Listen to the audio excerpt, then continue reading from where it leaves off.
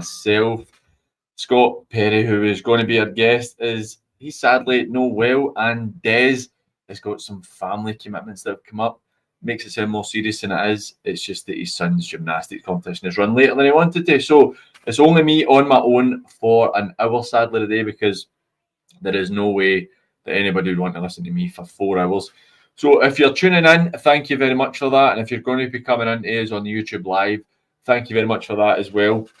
Remember, if you want to get in touch with us, you can get us on 07396717412 or at SAT Football Live. Well, for this show, I'm going to go through the featured fixtures. I'll play some manager interviews and we'll maybe see if we can catch up with a couple of guys at games and see how they are playing out. We're actually also right at the start of one of our featured fixtures, which is in the second division, Maryhill and Greenock. We've already got a penalty in that game, and as Ryan Cinnamon scores for Greenock to make it 1-0 against Maryhill. So for those tuning in on YouTube, please feel free to ask me questions today. Anything you want to talk about, get into the comments section, because I'm sitting here myself. I'd like all the participation we can get. But look, first up, we're going to do our featured fixtures. Today we have in the Lowland League, Cumbernauld Colts versus Linlithgow. In the Premier League in the West of Scotland, we've got Bede and Arthurlie. In the first division, Ardrossan and St Rochs. In the second division, Maryhill and Greenock. In the third division, Dalry and Kellow. And in the fourth division, we have East Kilbride and Vela Leven. Last night, we also had a Scottish Cup tie, because we have Scottish Cup ties getting played today. And that's the big Scottish Cup ties are getting played today. Last night, we had St Cadoc's playing against Pollock. 1-0 to Pollock. And if anybody saw the highlights of that game or were at the game last night, what's your thoughts on the Max Curry sending off? To me, I have no idea what he was doing. It looks like the striker who was on him has done his job properly. He's wound him up. Max Curry has had the red mist come down and looks like he's kind of kicked him and maybe tried to throw a wee punch or a hit at him and got himself sent off, which I think has also played a massive part in that game. But first of all, Cumbernauld Colts and Linlithgow. Linlithgow, as we touched on the show last week, are absolutely flying in the Lowland League. They are top of the league, having played 7 games, won 6 and lost 1. First game of the season they lost was against Gallagherrydene. Scored 26 goals and conceded 4. But on the game that they lost to Gallagherrydene, quite an interesting development coming through. It is looking like potentially Gallagherrydene played an ineligible player. So unsure how that one is going to come out. If that's the case, are we looking at a 3-0 win to Linlithgow, which would take them on to 21 points, 5 points clear of Clydebank, who have a game in hand in second place? Or will they go for a replay? It's unsure. We'll keep you updated next week when we hear any more about that. But that's quite an interesting one in itself. The fact that we could be looking at Linlithgow 7 points clear at the top of the table, 7 wins out of 7. And if it goes to a reverse with the score being 3-0, which would be the case in these situations normally, then they'll have scored 28 goals and conceded 2 goals in 7 games. Massively impressive. But they're playing John Doyle's Cumbernauld Colts, who have had a remarkable turnaround this season so far. Last season, managed to avoid relegation in the last couple of games. It was looking a bit tight and a bit nervy for them for a point, but now they're sitting 5th in the league, played 7, won 3, drawn 2, lost 2, scoring 16 goals, conceding 12, probably conceding too many, which won't bode well for them, I'd imagine, in the Linlithgow Rose game today. As I touched on, Linlithgow have scored a ridiculous amount of goals. Now, for me, as I've said, it's only myself on the show today, which I think, to me, that means that I lost PG versus the Pundits last week after winning the opening show a couple of weeks ago. So to me, that's me 2-1 up. If Des and Scott can't turn up, that means I'm 2-1 up. Also, the Pundits lost Des's quiz last week when he behaved like a child and threw the toys at the pram and decided to start asking the most ridiculous questions you could ever ask. So Des, if you're listening, then I hope the wee fella's getting on well at his gymnastics, but you are now 2-1 down on Desi's quiz as well, because I'm not having you missing it and thinking you can claim it. Just like the Linlithgow and Cumbernauld Colts game, that's a 3-0 win for me. So I'm happy to be up on both sets and I'm pleased with that. Paul Smith has put in Scotland versus Estonia set the precedent. If I remember correctly though, that was supposed to be a 3-0 to Scotland over in Estonia. And it didn't set the precedent. I'm sure we had to replay the fixture, and it was a draw in the replay. If anybody knows, then you can tell us that one. But look, I'm going to play a bit from Gordon Herd, the manager of Linlithgow. Obviously, as we've touched on, they have got a really tough, challenging game against Cumbernauld Colts today at Broadwood. It's whether they'll win it or not. I'll still go through my predictions, and I'll say I think Linlithgow will win this game today. So if anybody in the YouTube comments or anybody wants to send us in a message on WhatsApp, which you can get us on 073 96 717 412 with your predictions for today's featured fixtures, and you can have a wee challenge against me since I'm 2-1 up against the pundits. Pundits, what do you think of that? Silence. So, first of all, we'll hear from Gordon Herd. I spoke to Gordon yesterday, asked him how pleased they are with the start of the season, and this is what Gordon had to say on it. Start to the season, bar the first game of the season against Gala, where we got beat 2-1. We weren't at it and we probably deserved to get beat. But since then, we've been almost faultless. We've had like say Lucas Stenhouse and Ollie Hamilton, who's gave us great options in the final third, and it's probably took a wee bit of the focus away from Dylan Patterson, who was our main man last season, and teams were starting to double up on him. So no, we're really happy. The consistency levels have been excellent. And it's great credit to the boys to how consistent they've been. So it's just up to them to keep it going. Probably our toughest game of the season tomorrow for me against Cumbernauld Colts, who are a really well coached side. John's signed really well, and they've had some good results this season. So it's a big test for us tomorrow, and it's up to the guys to go and stand up to that challenge. But like I say, we're delighted with how we've been. I think that he's obviously going to be very pleased with that, and talking about his new coach coming in and how much of a difference it makes. But we've got a few scores coming in. On YouTube, we have Fanart updating us that Glasgow United have taken an early lead against Fanart. Now, I'm talking about our featured fixtures, and they seem to be the games where the goals are coming in. It's a perfect start for Greenock and a horrendous start for Maryhill. 2-0 to Greenock against Maryhill, and we're only 10 minutes into the game. East Kilbride have taken the lead. Jake Hughes has scored against Fairleigh Leaving. That's a great start for East Kilbride. And Dorai Thistle have taken the lead against Kellow. Quite an interesting one there. It's Aaron Lewis with the goal in that game. So as Gordon Herd was saying, it's quite an interesting start to the season from him. Having somebody coming in who I think it's great that he's not one of those egotistical managers where he's able to turn around and say, look, my new coach has made a massive difference to how we're playing. I also asked Gordon, I've touched at the top of the show there about how many goals that Linlithgow have scored. So I'd asked Gordon about that because they've scored nearly half the amount of goals in 7 games as they did in the 30 games last season. And even last season, they had a pretty solid season themselves, finishing, I think, the top 6 last season, which is a really good showing for them. But they seem to have kicked it up a gear. So here is what Gordon had to say on the start of their season and how they're scoring so many goals. We've brought in Dan Wilson as a new head coach. I think a lot of credit needs to go to him. He's brought in a wee bit more structure to us. His training has been excellent. For me, he's an outstanding young coach, and like I say, a lot of credit goes to him. And as I said earlier, adding the likes of Lucas Stenhouse, who we got for Livingston, we were really, really lucky to get. He should have had a deal at Arbroath, and that fell through, and we were right on that. Like I say, and we've added Ollie Hamilton as well, who's gave us runners beyond as well. But for me, equally as impressive as the goals that we're not conceding at the other end. We've kept, I think, 4 clean sheets this season, whereas last season, I think, in the whole, we kept 5. And we've added, like, say, young Kieran Green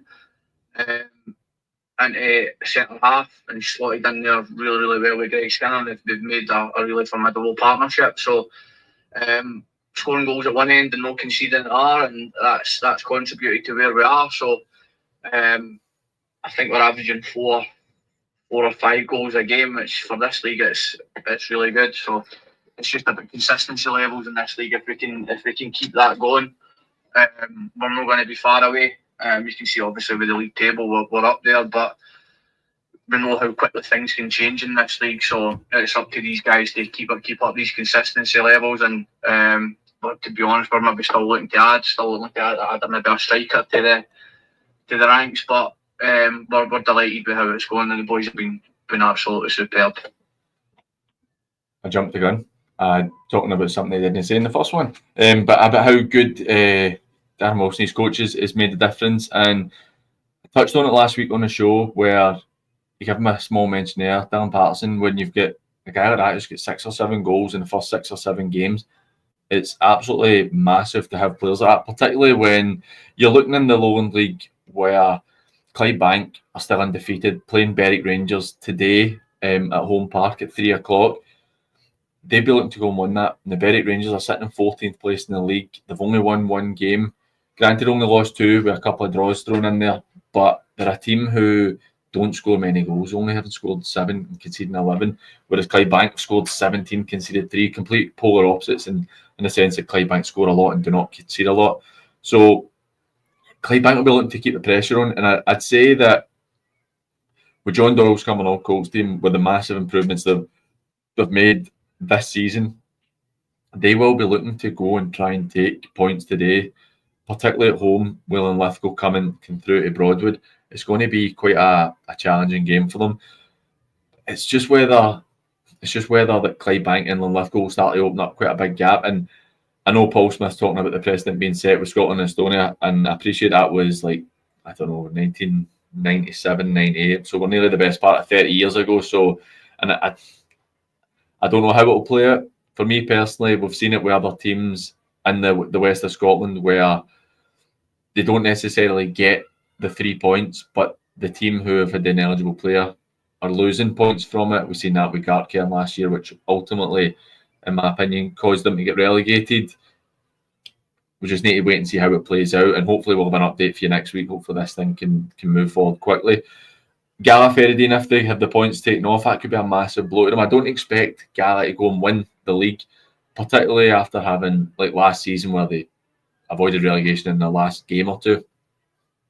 But for them, they want to be keeping as much pressure on teams above them as they can. And if they have the points taken off, they drop down something like 6 or 7 places, which makes it really difficult for teams to try and mount any challenge at all whatsoever.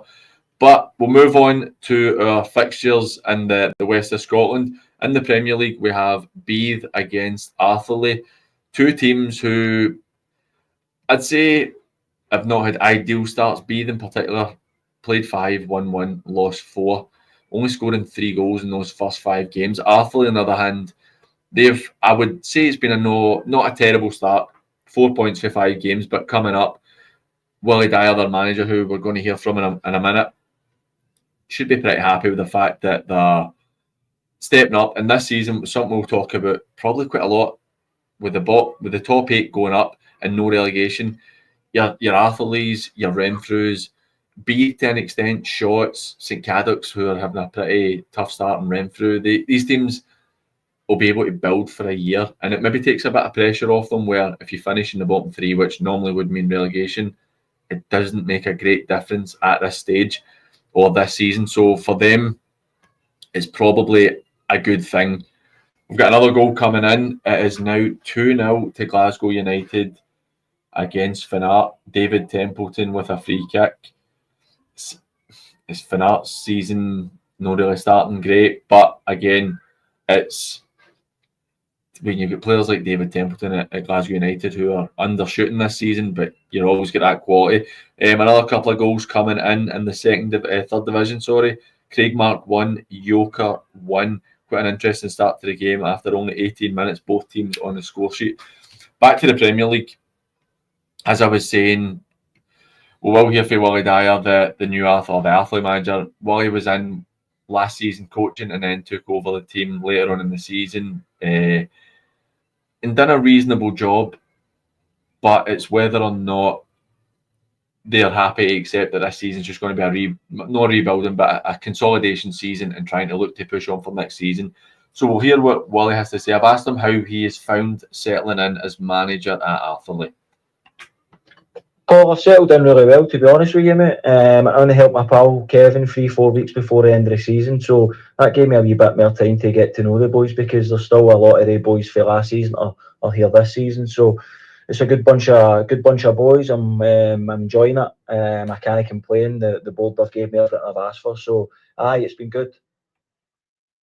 As I've touched on, whether teams will give managers time this season, because there is that cushion of no relegation, and Willie's obviously touching on the fact that the committee are giving him everything he's asked for, which is a great place to be. And Arthurlie have obviously, they've got a lot of exciting things coming with the new park, hopefully going to be coming next season or season after. There's a lot of good things, and they're a big club, they're a well supported club at this level, who really should be looking to try and get themselves challenging. And it's looking like top 8 will be too much on the season, and they won't have the license anyway to go up. So it's kind of irrelevant them finishing. It's more about maybe just building on this season. I asked Willie how the players are adapting to being back in the Premier League as well. So here's what I had to say on that. I think the boys are adapting to it well, Paul. Results may say otherwise, but for performance for myself, we've been in every game. We've took the lean games. We've shown good character when we've been going a goal behind or two behind, and you know yourself, the higher you go, the mistakes you make, you get punished for them. And maybe 1 or 2 games, it's been a wee bit of lack of concentration, but there's a good group there, a good group that's willing to go and learn and work hard. And I feel game by game we're getting stronger and stronger. We go to Beef tomorrow, and we know it's going to be a tough game, but it's a game you're looking to go and try and get the 3 points and try and go on that wee run. I think it's definitely going to be a game that Arthurlie would be looking to get points at. Beath, obviously over the last few years, have been great side, winning two league titles back to back, but there's obviously been issues as well when Straney left, and then it didn't quite work out for them with Sean when he was there, and it's been quite a difficult transition period for them and a rebuilding period. But again, another team who are going to benefit for having another season just to build, and maybe Mick, if he gets time, can just rebuild that team and then look to push on next season. Now, Arthurlie have played 2 of the teams that are down there with them and picked up their points. That's where their 4 points have come from. They've got a draw with St Cadoc's first game of the season and beaten Glencairn. So that's maybe an indication that they might be looking to be better than the teams that run about them and struggle against the teams above them. So Beath will be a game they'll be aiming to try and pick up the points. Going to move on to the First Division, but we've got a goal update in the First Division. Nielsen 0, Kilbirnie Ladeside 1, which is quite a big goal for Kilbirnie, having a poor start to the season. Nielsen, on the other hand, having a cracking start. But just as I'm talking about Arthurlie looking to go and push and beat Beath, Beath have scored early on. They are now 1-0 up. James Finlay with a goal for Beath, so that's 1-0 to Beath. Spoke to Gav Friels, the Ardrossan manager, as a featured fixture as Ardrossan and St Roch's sitting. St Roch's second in the league, Ardrossan fourth, 2 points separating both. St Roch's got a 100% record, only team left in the league with that 100% record. Ask Gav how pleased he is with the start of the season, especially considering last year, where I'd mentioned on the show previously that they had a great season in the second division and they were very comfortable, really good football inside, scored lots of goals. Last season, though, they struggled a bit in the first division. This season, they've really, I think they're a bit more like what would be expected for Ardrossan, particularly a team who they maybe have, for that level, reasonable finances. They've got an experienced manager. They're a team who'll be looking to push on. So here's what Gav had to say about how pleased he is with the start of the season. Yes, Paul, we're delighted with the start of the season. Obviously, defeating the first game wasn't ideal after a good pre-season, but we went into Muirkirk and the boys were doing a wee bit, so we've seen signs the last 15-20 minutes where we dug in and then we get back up to the tempo of the previous games. So, and that continued into Villa Clyde, Ben Burnt, and obviously a great win last week at the Meda. So the boys are starting to gel together.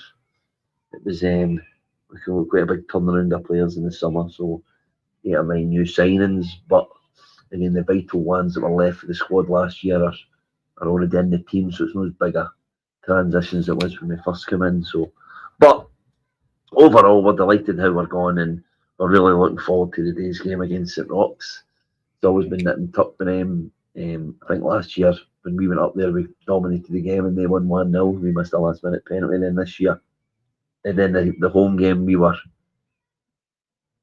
probably under the cosh for a large part of it, and we won it. So I don't care how we get there as long as we get 3 points. And they're on a great run, and I would say they were firm favourites for the game. But we've got a wee bit of belief about the squad, and hopefully we can get the 3 points, especially at home. We want to put on a performance.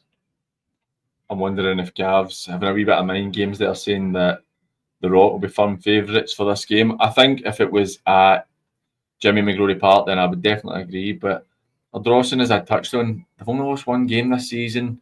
They're looking really impressive. I mean, particularly that opening day win away to Irvine Meadow at Meadow Park, who myself and a lot of people would believe that the Meadow are going to be our favourites for the title right off the bat. So it's been a great result. And then they also throw in the Benburb result. I know they're having a difficult time, and we will touch on Benburb's new management appointment after we get through all the fixtures.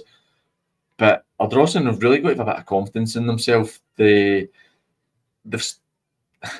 stumbled a wee bit at the start of the season against Kilburney and Muirkirk to pick up points, but in the last couple of weeks have stumbled against them teams. But they're looking to pick up results, and I think that they're a team who definitely will challenge.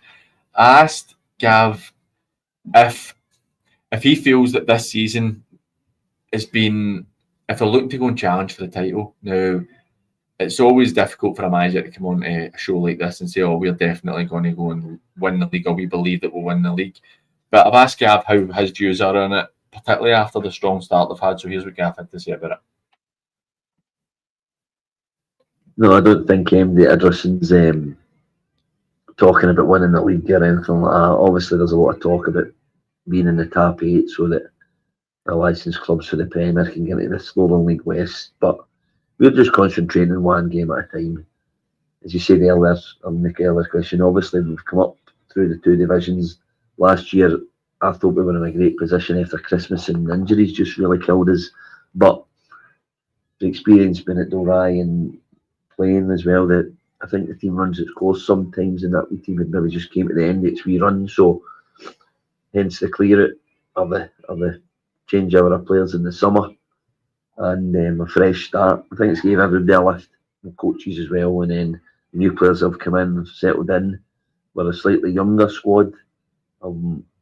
We find now that we're starting to attract players for the, say, higher league teams in their peak rather than towards the end of their career. So everything's moving in the right direction. We're just concentrating on one game at a time, trying to get ourselves in the top half, so that, because you know in this league, if you get dragged in at the bottom half, you just seem to sit there with 3 or 4 wins, you're up the top 3, a bad run of 2 or 3 games, and then you're back down into the bottom half. So we need to keep working hard each week, get ourselves up to a level, and play the way we can, because I fully believe if we're at full pelt, we're a match for them, not just in this division, but in any division. So but we'll find that out in 2 weeks when we play Cumberland Bede. But overall, we're delighted how it's going, and hopefully it continues.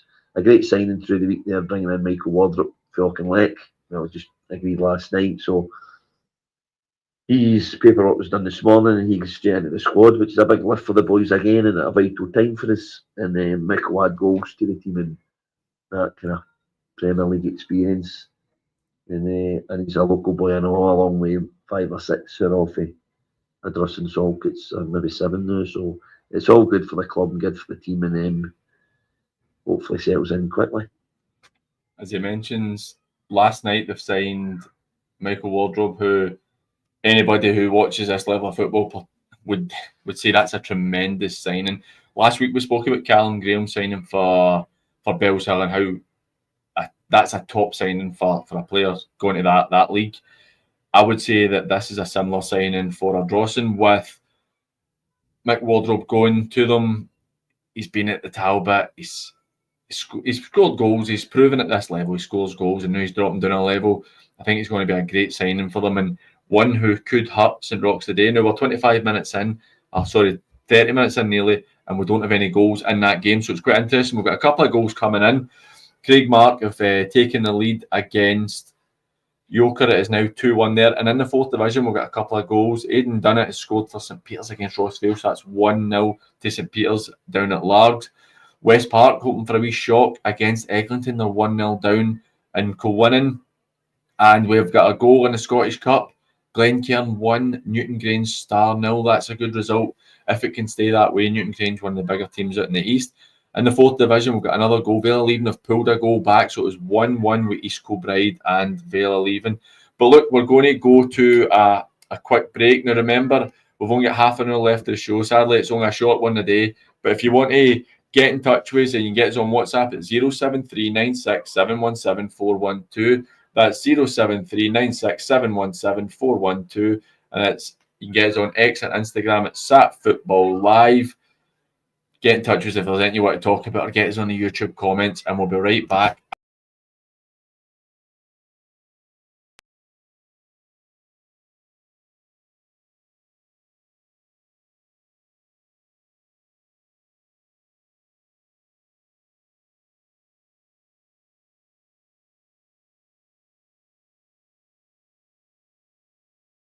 Sourcing top quality commercial vehicles is what we do best.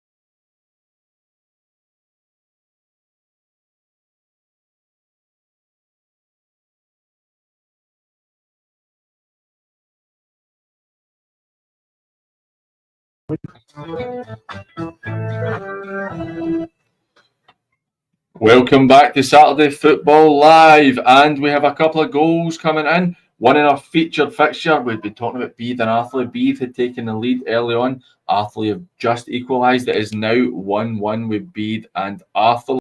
Quite an interesting one appearing there. It is Taylor with the goal for Arthurlie. And we're going to move on to the 2nd division in our featured fixture game there. Our draws is Maryhill, and Greenock. Greenock are 2-0 up already, as we touched on earlier in the show. It's been a really good start for Maryhill this season, and they're looking like they're trying to build something from the last couple of years, where Mark Young has been in there for quite a few years now, and he's really starting to build the team. But Gary Fleming at Greenock has also done a great job in the last couple of years, and it's two teams who will be looking to push to get promoted. I'd actually think that Maryhill would be looking to go and push on a bit further. But if results stay as is, Greenock will leapfrog Maryhill today on putting them into 12 points and only 10 points for Maryhill. But speaking to Mark, I asked him how he feels that the season started from, particularly having beat Bellshill, in early in the season. Having played Bellshill and played against the Thorn. They lost the first couple of games, or they've lost the first game and drew the second game. My mistake. Drew the second game. I'll start that again. They drew the first game with a Thorn one each and lost the second game at Bellshill. But since then, they've had 3 wins in a row. Looks like that's going to come to an end today, potentially. But I've asked Mark how he feels, particularly playing two of the better sides in the first couple of games of the season. Here's what he had to say. Yeah, look, obviously delighted to win any games of football, mate. But to put 3 in a row, I think, at this level, and any gaffer will say it, if you're able to put a wee run of victories together, it means that you can really stay in contention with a bit of the pack and they'll get too distant. I think after the first 2 games, we were fully aware that they were going to be difficult starts. And then to then go and hit 3 in a bounce after it really picks it up to make it not too bad at all. And then but we've got another 2 tough games coming up before we hit into the cup. So I think I'm speaking with my management staff and highlighted, I think, three wins in a row is the most that we've ever had. So hoping to try and break that this week. Well, just as we say that, Greenock go 3-1 up, and then with a quick reply, Maryhill make it 3-1. So they're trying to keep themselves in the game, but it's going to be a tough one to go out and score at least 3 goals in the second half to get themselves a win and get 3 points. It's I suppose Mark's saying there that's the first time they've had 3 wins in a row in their time at the club. I think it's been 3 years they've been at the club, so there's genuine signs of progression there. But Gary Fleming, like I touched on, managed to get Greenock promoted last year, and to be honest, with a modest budget, with a lot of local players, it's hard maybe doing an Inverclyde at times where you're having to try and bring in players because boys out with Inverclyde don't want to travel. That's my experience anyway. My time at Port Glasgow boys didn't really want to travel to Inverclyde unless they were from the area. But the best players in Inverclyde usually get snapped up by Largs. So Greenock are doing a really good job, being a real strong team in the second division, and could potentially be looking at back-to-back promotions, even though it's no quite a normal season with 8 going up. But it'll be really interesting to see how that one plays out. We're going to move on to the third division now. Our featured fixture is Dorai in third place against Kello, who are in 6th place. Dorai 1-0 up as it stands at the moment. 2 really good sides. Dorai, only team to beat Glasgow Uni, despite it being Glasgow Uni had quite a few players missing that night. But Dorai have to go out there and go and do the job, and they convincingly did it with an 8-1 victory. But they've beaten Port Glasgow as well on opening day of the season, who, for me, the Port are one of the teams that you really need to watch out for, along with Knightswood and Ardea. But Kello, excellent job since they've come into the third division from the fourth division last year. And they're a really strong side who are just consistently chipping away. They are the only team in the league who's undefeated. Could that come to an end today? Very possibly.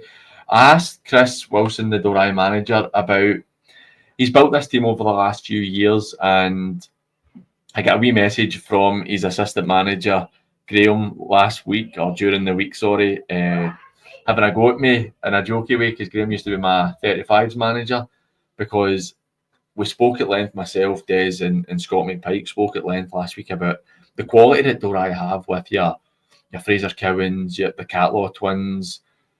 I mean, Tinashe playing in there. It's a lot of experience, a lot of quality of boys who are getting experience now, who are maybe 23, 24, but played 60, 70, 80 games at this level. So Graham would message me telling me to stop trying to punt his players, which was not what I was doing. But if anybody buys them, then I'm happy to take a finder's fee. I've asked him how he's built the team over the last couple of years and what the aims are for this season. So here's what Chris had to say on that. I think we have been building the team over the last few seasons, and I think the most important thing is the guys in the group. You know, they're all still young, but they've now got thing.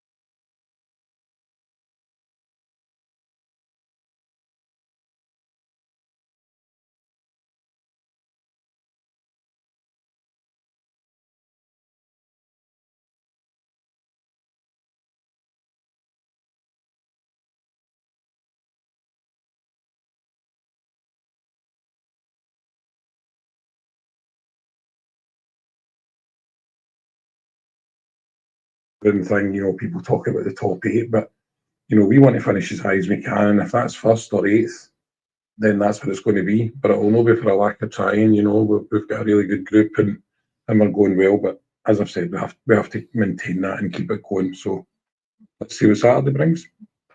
I think that's a good point that Chris makes, is that the players don't have the excuses now. They are, as I touched on, they're developing experience at this level, and they're now getting to the stage where they might still be relatively young guys, but they are experienced players who have played a lot of this game, and they've even had experiences such as beating Pollock 2 years ago in the Cup, and that's something that will stick with these players, playing at a big venue like Newlands Field, and it was a tremendous result. So I think that's things that will stand them in good stead. But we've got a couple of goals coming in as well. We have a goal. Largs have gone 1-0 up against Wishaw in the Communities Cup. So that's 1-0. It was Logan O'Boy with a goal there. That's a smashing name, actually. It's going from bad to worse for Maryhill. Maryhill are now down to 10 men. 3-1 Greenock, 10 men Maryhill. So they're going to have to play at least 50 minutes with 10 minutes. Already a difficult challenge, now more difficult. Nielsen have pulled a goal back against Kilbirnie Lade side, so that's 1-1 in that game from the penalty spot. It's quite a comment from the Kilbirnie Lade side Twitter.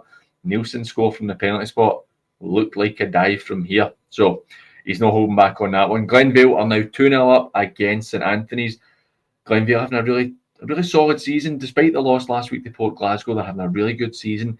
The Ants, on the other hand, are having a real tough one. And we've got a goal coming in as well. Thanks for that on the WhatsApp. It is 1-0 to Vela Clyde against Muirkirk. So that's a good result so far for Vela Clyde.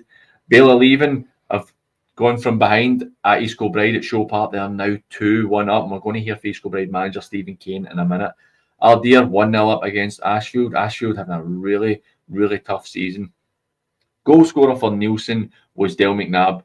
No great surprises there when Del McNabb and Dylan Fletcher score. Two guys that really know where the goals are. And they're having every season. I'm surprised that clubs like Nielsen, without it being disrespectful, Nielsen, I spoke about Sean Daly at Glenvale, how these clubs are able to, it's a testament to them, I suppose, that they're able to hold on to players like that who go and score goals every single season. It's great work for them. But look, we're going to move on to the 4th division. We've only got about 18 minutes left, so if you want to get in touch with us, you can get us on WhatsApp at 07396717412.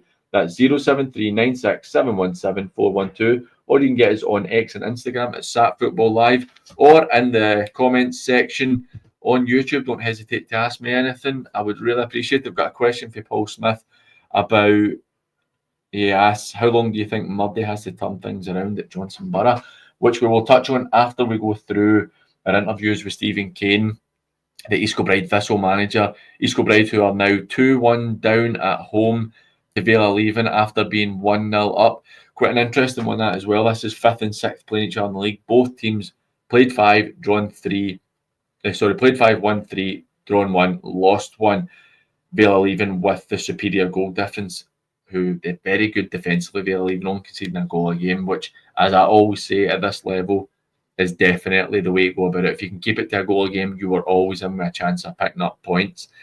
So we hear from Stephen. I've asked him how he's found his time in the west of Scotland so far. Here's what he had to say on it. Aye, mate, I've enjoyed it. I've enjoyed every minute of it. A bit different for the amateurs in terms of you've got people coming through the gates, and that's a team to support, and you've also got people to answer to. In terms of committee, obviously the training's a bit different in terms of we've got 2 or 3 nights a week sometimes, and with the amateurs you're only one. So I've enjoyed it. I think the players have enjoyed it as well.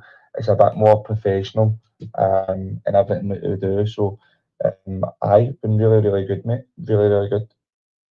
I think that the good thing for me with this season in the 4th division, now everybody knows I'm a real advocate for this level of football.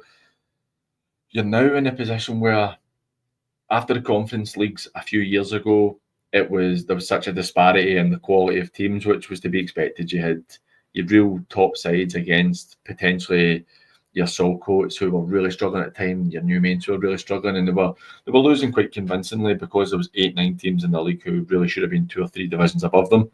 But now we're at the stage.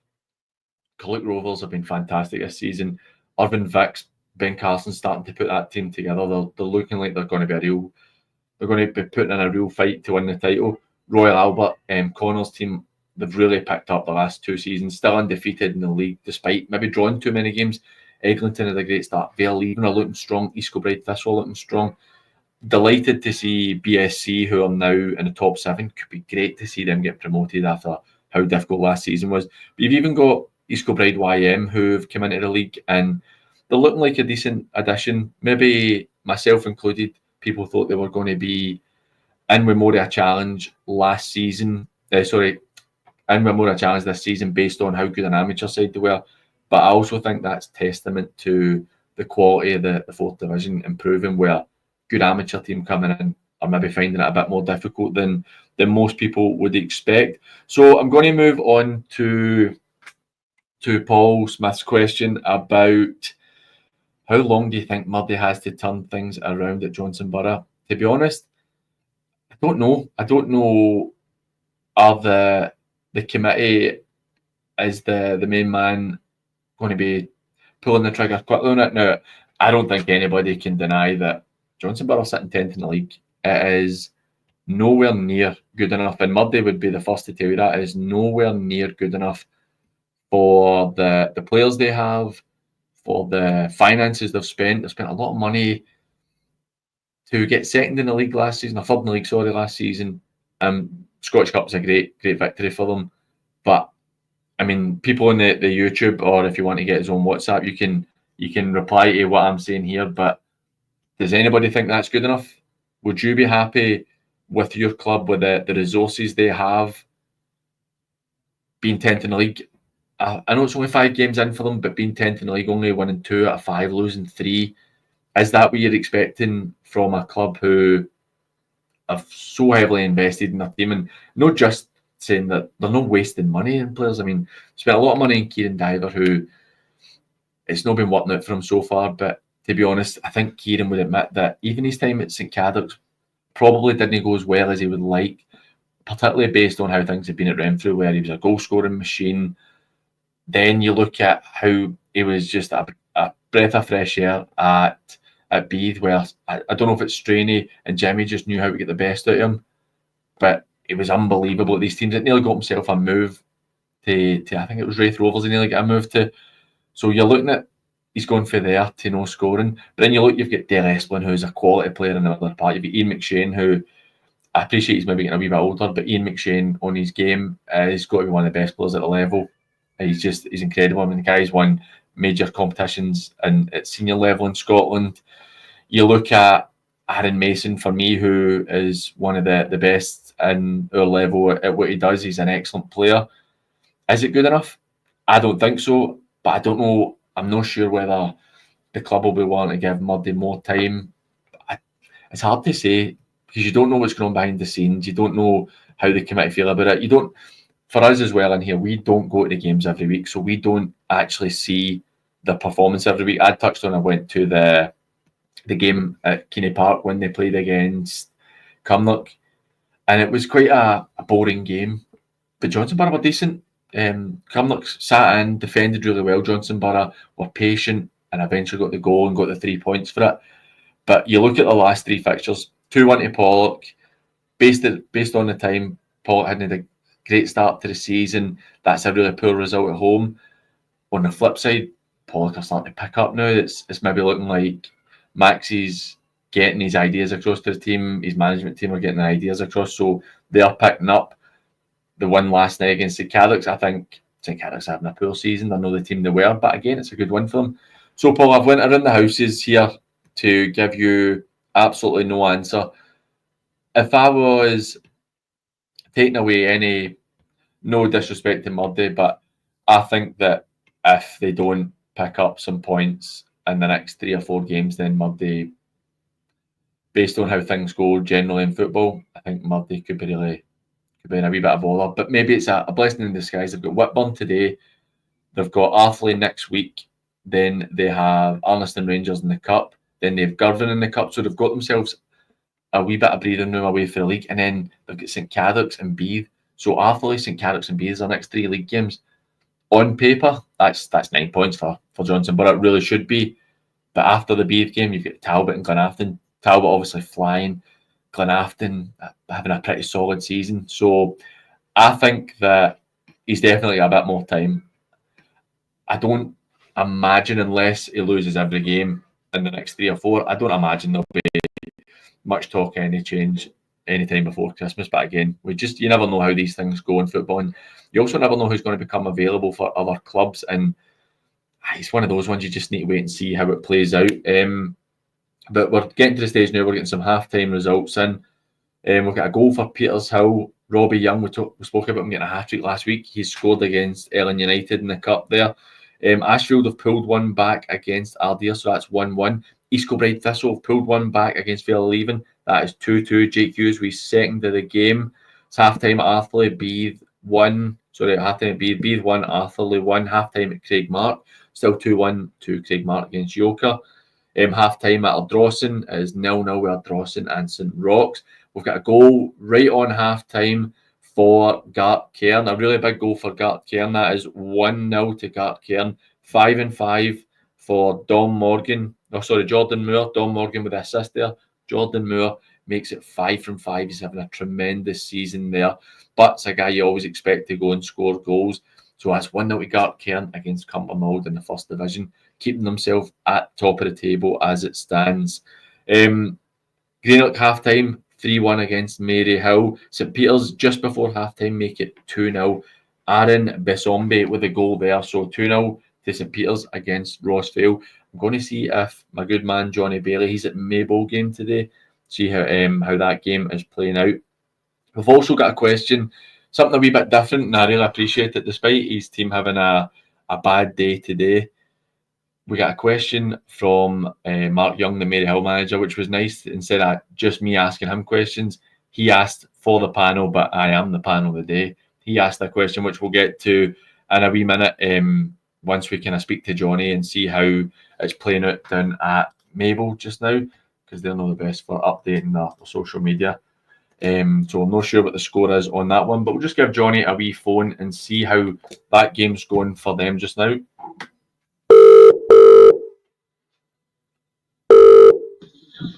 Hello, mate. Johnny, how are you, mate? What's the score?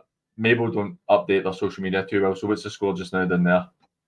It's 1-0 to that ball. That's all just scored.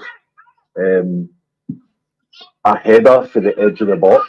I've never seen anything like it. Diving header right in the bottom corner. But it's been kind of easy so far. You tell the wee fella that he needs to hold his wish for a wee second. I know. Diving header for the edge of the box. I was going to assume it was maybe like a looper over the keeper, but a diving header into the bottom corner. Corner, aye. He's used the surface. It's obviously it's a wet head in here, and it's just he's headed it. A lot of power, to be fair. He's headed it down into the ground, and it's just skidded into the surface, into the bottom corner. It's actually a great header, to be fair. We probably got to do better defensively, but it's a good header. I'll give the boy credit. Why not? Do Maybole look like they've offered much, or has it been Larkhall a better team?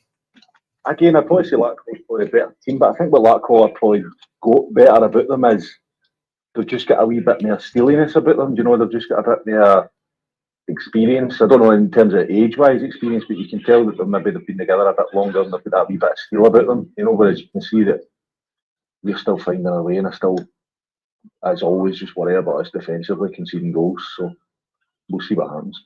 Are you saying that George is going to put the Baldy bat signal out for me and you to come and play defence for them?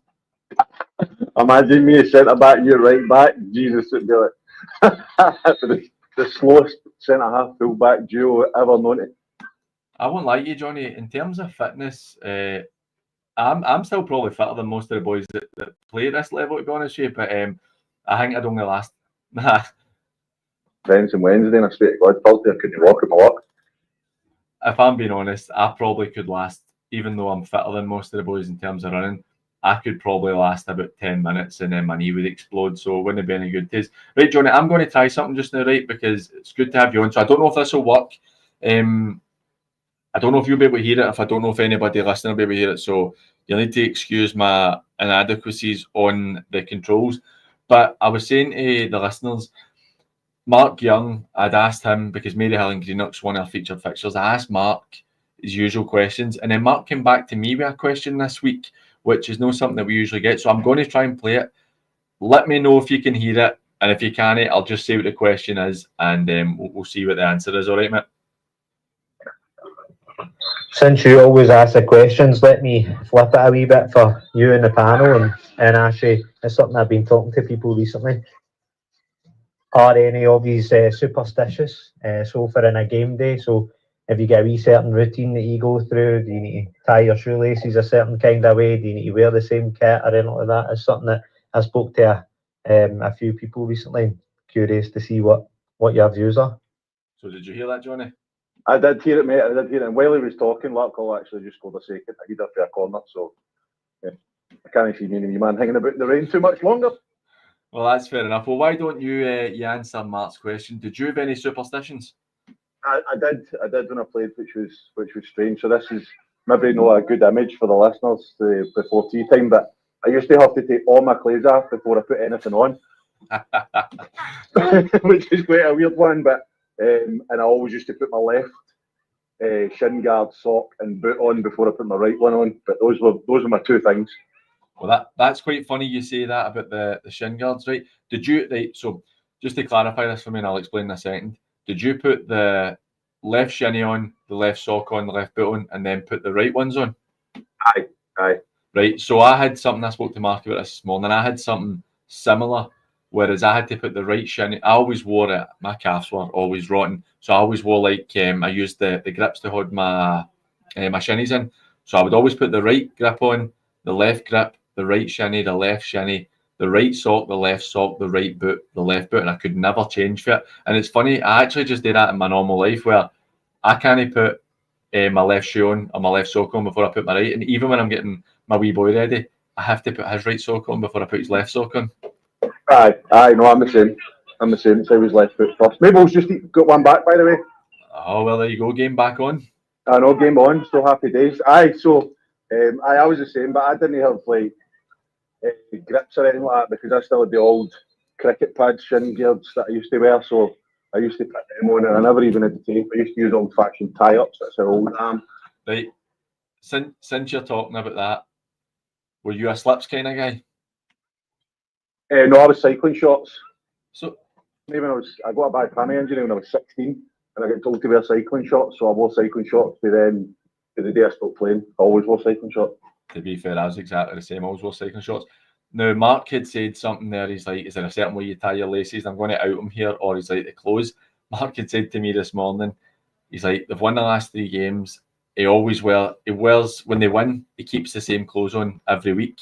So he's looking like he's going to have to change a day because they're 3-1 down. Maybe he's jinxed himself. And he also told me he used to tie his laces. He had to have his laces tied straight, he says, because if they were a bit twisted, he thinks it used to affect the way we kick the ball. Oh, listen, there's some weird and wonderful things, but it's just that the footballers are all the same. We've all got our wee foibles, our wee things that we do to try and make ourselves feel better, and we fully understand that it's got absolutely no impact in the game, but it impacts our heads. And if you explain it to normal people, they think that we're absolutely daft. I mean, there's me saying that I need to take all my clothes off before I put all my clothes on. Do you know what I mean? If you explain that to a normal person, they think you're an absolute weirdo. Just something I had to do, or else my mind wasn't in the game properly. But I remember turning up for a game. It's funny, I remember turning up. I had to go down to Kello and play midweek, and I was late. I don't know if it's up to 5. It was like 6:30 kickoff. So I got there with about 20 minutes before the game, and